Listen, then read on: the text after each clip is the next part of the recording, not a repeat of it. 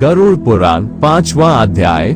गरुड़ जी ने कहा, हे केशव, जिस जिस पाप से जो चिन्ह प्राप्त होते हैं और जिन जिन योनियों में जीव जाते हैं वो मुझे बताइए। श्री भगवान ने कहा, नरक से आए हुए पापी जिन पापों के द्वारा जिस योनि में आते हैं और जिस पाप से जो चिन्ह होता है वो मुझसे सुनो।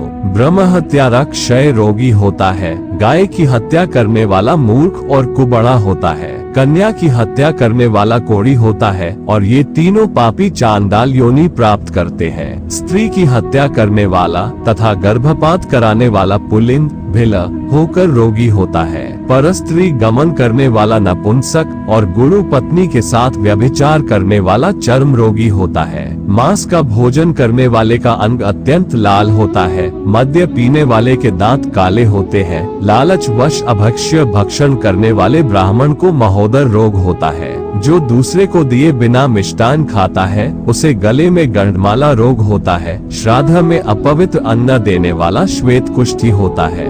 गर्व से गुरु का अपमान करने वाला मनुष्य मिर्गी का रोगी होता है। वेद शास्त्र की निंदा करने वाला निश्चित ही पांडु रोगी होता है। झूठी गवाही देने वाला गूंगा, पंक्तिभेद करने वाला काना, विवाह में विघ्न करने वाला व्यक्ति ओष्ठ रहित और पुस्तक चुराने वाला जन्मार्ध होता है। गाय और ब्राह्मण को पैर से मारने वाला लूला लंगड़ा होता है। झूठ बोलने वाला हकलाकर बोलता है तथा झूठी बात सुनने वाला बहरा होता है। विष देने वाला मूर्ख और उन्मत्त, पागल तथा आग लगाने वाला खलौट गंजा होता है। फल मांस बेचने वाला अभागा और दूसरे का मांस खाने वाला रोगी होता है। रत्नों का अपहरण करने वाला हीन जाति में उत्पन्न होता है। सोना चुराने वाला नखरोगी और अन्य धातुओं को चुराने वाला निर्धन होता है। अन्न चुराने वाला चूहा और धान चुराने वाला शलभ टिड्डी होता है। जल की चोरी करने वाला चातक और विष का व्यवहार करने वाला वृश्चिक बिच्छू होता है। शाक पात चुराने वाला मयूर होता है। शुभ गंध वाली वस्तुओं को चुराने वाला छुछुदरी होता है। मधु चुराने वाला डांस, मांस चुराने वाला गीध और नमक चुराने वाला चींटी होता है। तांबूल, फल तथा पुष्प आदि की चोरी करने वाला वन में बंदर होता है। जूता, घास तथा कपास को चुराने वाला भेड़ योनि में उत्पन्न होता है। जो रौद्र कर्मों, क्रूर कर्मों से आजीविका चलाने वाला है, मार्ग में यात्रियों को लूटता है और जो आखेट का व्यसन रखने वाला वो कसाई के घर का बकरा होता है। विष पीकर मरने वाला पर्वत पर काला नाग होता है। जिसका स्वभाव अमर्यादित है वो निर्जन वन में हाथी होता है। बलि वैश्वदेव न करने वाले तथा सब कुछ खा लेने वाले द्विज, ब्राह्मण, क्षत्रिय, वैश्य और बिना परीक्षण किए भोजन कर लेने वाले व्यक्ति निर्जन वन में व्याघ्र होते हैं। जो ब्राह्मण गायत्री का स्मरण नहीं करता और जो संध्योपासना नहीं करता, जिसका अंत स्वरूप दूषित तथा बाह्य स्वरूप साधु की तरह प्रतीत होता है, वो ब्राह्मण बगुला होता है। जिनको यज्ञ नहीं करना चाहिए उनके यहाँ यज्ञ कराने वाला ब्राह्मण गांव का सुआ होता है। क्षमता से अधिक यज्ञ कराने वाला गर्दभ तथा बिना आमंत्रण के भोजन करने वाला कौवा होता है। जो सत्पात्र शिष्य को विद्या नहीं प्रदान करता वो ब्राह्मण बैल होता है। गुरु की सेवा न करने वाला शिष्य बैल और गधा होता है। गुरु के प्रति अपमान के तात्पर्य से हूँ या तुम शब्दों का उच्चारण करने वाला और वाद विवादों में ब्राह्मण को पराजित करने वाला जल विहीन अरण्य में ब्रह्म राक्षस होता है। प्रतिज्ञा करके द्विज को दान न देने वाला सियार होता है। सत्पुरुषों का अनादर करने वाला व्यक्ति अग्निमुख सियार होता है। मित्र से द्रोह करने वाला पर्वत का गीध होता है और क्रय में धोखा देने वाला उल्लू होता है। वर्णाश्रम की निंदा करने वाला वन में कपोत होता है। आशा को तोड़ने वाला और स्नेह को नष्ट करने वाला, द्वेष वश स्त्री का परित्याग कर देने वाला बहुत काल तक चक्रवाक चकोर होता है। माता पिता, गुरु से द्वेष करने वाला तथा बहन और भाई से शत्रुता करने वाला हजारों जन्मों तक गर्भ में या योनि में नष्ट होता रहता है। सास ससुर को अपशब्द कहने वाली स्त्री तथा नित्य कलह करने वाली स्त्री जलौका अर्थात जल जोक होती है और पति की भर्त्सना करने वाली नारी जो होती है। अपने पति का परित्याग करके परपुरुष का सेवन करने वाली स्त्री वल्गुनी, चमगादड़ी, छिपकली अथवा दो मुंह वाली सर्पिनी होती है। सगोत्र की स्त्री के साथ संबंध बनाकर अपने गोत्र को विनष्ट करने वाला तरक्ष, लकड़बग्घा और शल्य शाही होकर रीछ योनि में जन्म लेता है। तापसी के साथ व्यभिचार करने वाला कामी पुरुष मरु प्रदेश में पिशाच होता है और अप्राप्त यौवन से संबंध करने वाला वन में अजगर होता है। गुरु पत्नी के साथ गमन की इच्छा रखने वाला मनुष्य क्रिकलास गिरगिट होता है। राजपत्नी के साथ गमन करने वाला ऊंट तथा मित्र की पत्नी के साथ गमन करने वाला गधा होता है।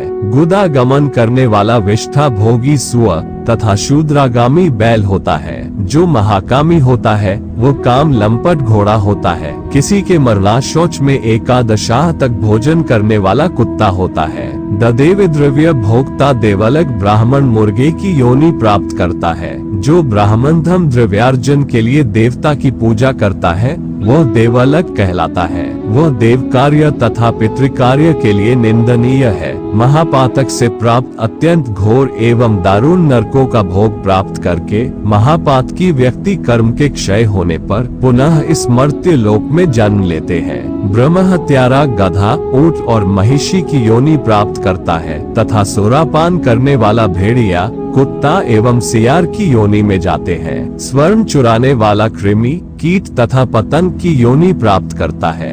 गुरु पत्नी के साथ गमन करने वाला क्रमशः तृण, गुल्म तथा लता होता है। परस्त्री का हरण करने वाला, धरोहर का हरण करने वाला तथा ब्राह्मण के धन का अपहरण करने वाला ब्रह्म राक्षस होता है। ब्राह्मण का धन कपट स्नेह से खाने वाला 7 पीढ़ियों तक अपने कुल का विनाश करता है और बलात्कार तथा चोरी के द्वारा खाने पर जब तक चंद्रमा और तारकों की स्थिति होती है तब तक वह अपने कुल को जलाता है। लोहे और पत्थरों के चूर्ण तथा विष को व्यक्ति पचा सकता है, पर तीनों लोकों में ऐसा कौन व्यक्ति है जो ब्राह्मण के धन को पचा सकता है? ब्राह्मण के धन से पोषित की गई सेना तथा वाहन युद्ध काल में बालू से बने सेतु, बांध के समान नष्ट भ्रष्ट हो जाते हैं। देवद्रव्य का उपभोग करने से अथवा ब्रह्मस्वरूप का हरण करने से, ब्राह्मण का अतिक्रमण करने से कुल पतित हो जाते हैं। अपने आश्रित वेद परायण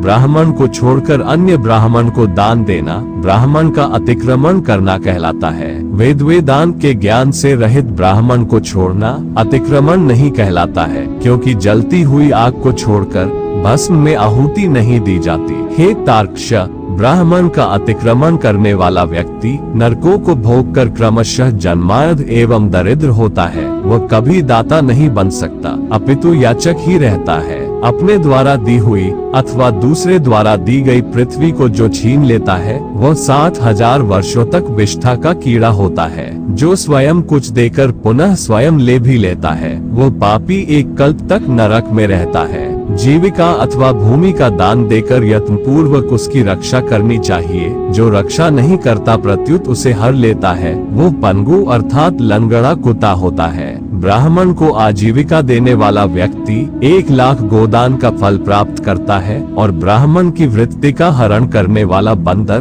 कुत्ता तथा लंगूर होता है। हे खगेश्वर, प्राणियों को अपने कर्म के अनुसार लोक में पूर्वोक्त योनियां तथा शरीर पर चिन्ह देखने को मिलते हैं। इस प्रकार दुष्कर्म करने वाले जीव नारकीय यातनाओं को भोगकर अवशिष्ट पापों को भोगने के लिए इन पूर्वोक्त योनियों में जाते हैं। इसके बाद हजारों जन्मों तक तिर्यक पशु पक्षी का शरीर प्राप्त करके वे बोझा ढोने आदि कार्यों से दुख प्राप्त करते हैं। फिर पक्षी बनकर वर्षा, शीत तथा आतप से दुखी होते हैं। इसके बाद अंत में जब पुण्य और पाप बराबर हो जाते हैं तब मनुष्य की योनि मिलती है। स्त्री पुरुष के संबंध से वह गर्भ में उत्पन्न होकर क्रमशः गर्भ से लेकर मृत्यु तक के दुख प्राप्त करके पुनः मर जाता है। इस प्रकार सभी प्राणियों का जन्म और विनाश होता है। ये जन्म मरण का चक्र चारों प्रकार की सृष्टि में चलता रहता है। मेरी माया से प्राणी रहट घटी यंत्र की भांति